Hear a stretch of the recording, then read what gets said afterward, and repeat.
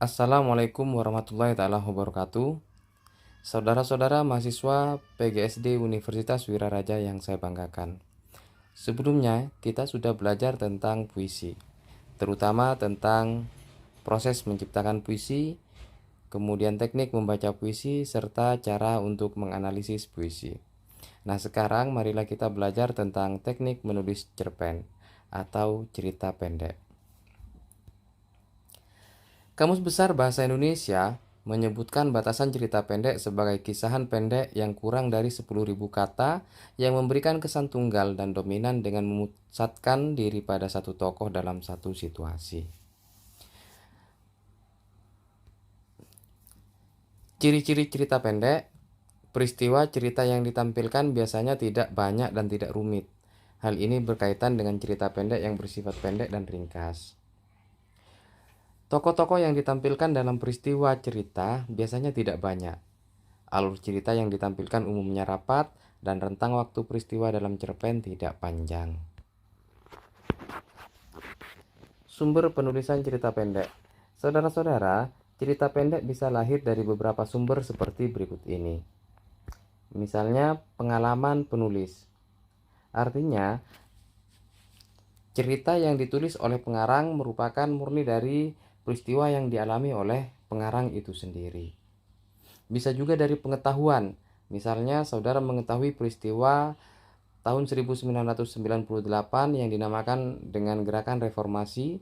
Saudara mengetahui peristiwa tersebut dengan membaca koran atau menyaksikan televisi, kemudian saudara merasa terinspirasi sehingga menulis peristiwa tersebut dalam bentuk cerita pendek.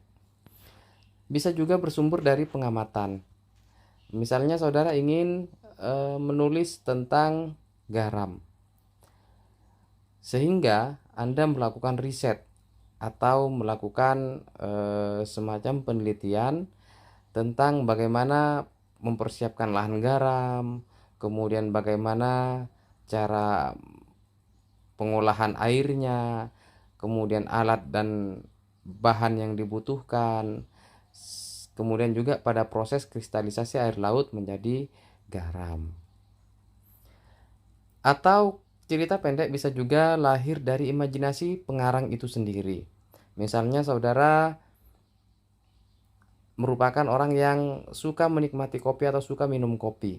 Kemudian setiap kali minum kopi, saudara menemukan inspirasi yang kemudian membuat Anda bisa membayangkan jangan-jangan di dalam gelas itu bukan hanya kopi atau gula atau air yang dicampur menjadi satu, tetapi lebih dari itu, di dalam gelas itu ternyata ada sebuah dunia yang dipenuhi oleh makhluk hidup juga. Misalnya ada orang-orang, ada tokoh-tokoh, dan kemudian tokoh-tokoh tersebut dituangkan dalam bentuk cerita. Bisa juga cerita pendek bersumber dari hal-hal lain, misalnya dari orang lain. Kita memiliki teman, kemudian teman kita memiliki peristiwa yang menarik untuk kita angkat menjadi cerpen. Atau juga bisa bersumber dari situasi dan kondisi yang berada di lingkungan sekitar kita. Hubungan realitas nyata dengan realitas karya sastra. Sebenarnya, pengarang melakukan reaksi atas realitas yang terjadi, bukan memindahkan realitas nyata ke dalam karya sastra. Artinya, pengarang menciptakan sebuah dunia baru atas apa yang dilihatnya.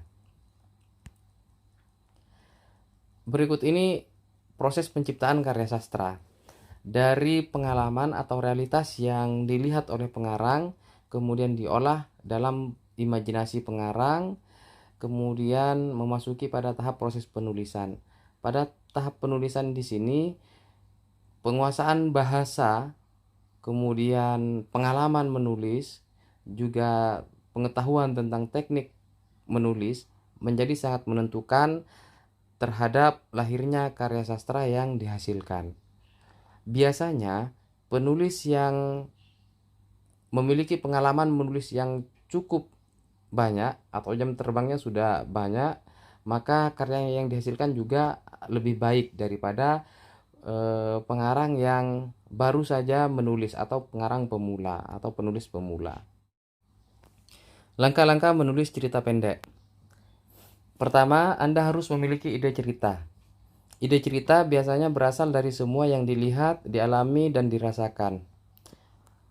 Kadang-kadang kita sering memiliki pertanyaan bagaimana kalau misalnya ide cerita kita adalah hal yang klise, misalnya tentang percintaan.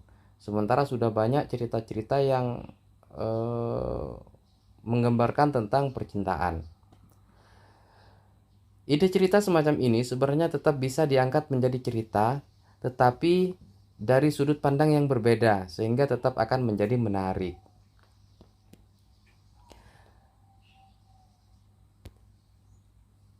Lalu bagaimana ketika kemudian kita memiliki ide cerita yang berasal dari karya orang lain?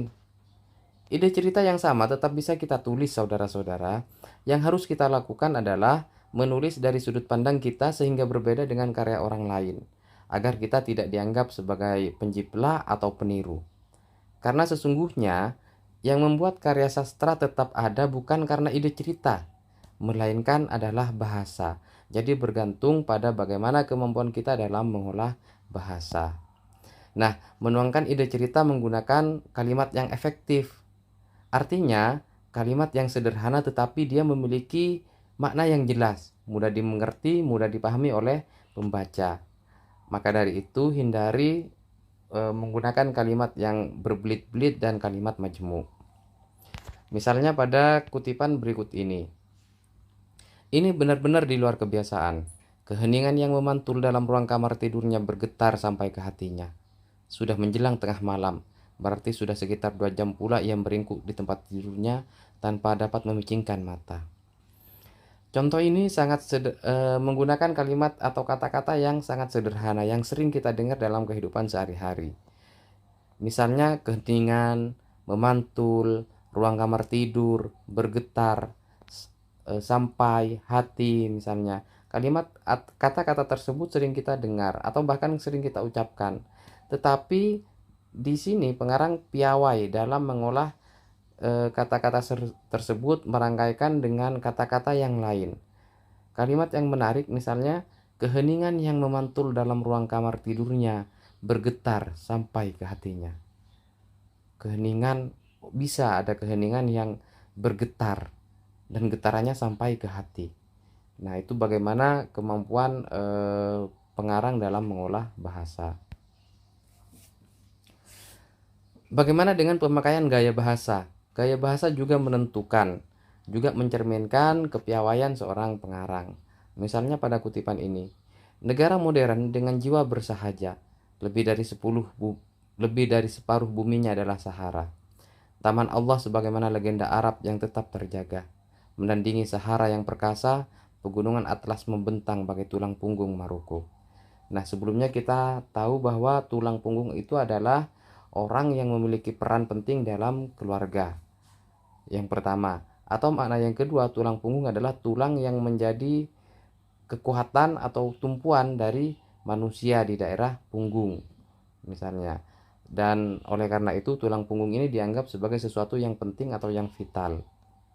Nah, di sini penulis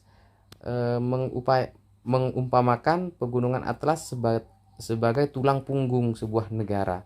Berarti pegunungan Atlas ini memiliki peran yang sangat penting dalam menopang perekonomian negara Maroko. Demikian penyampaian materi kali ini.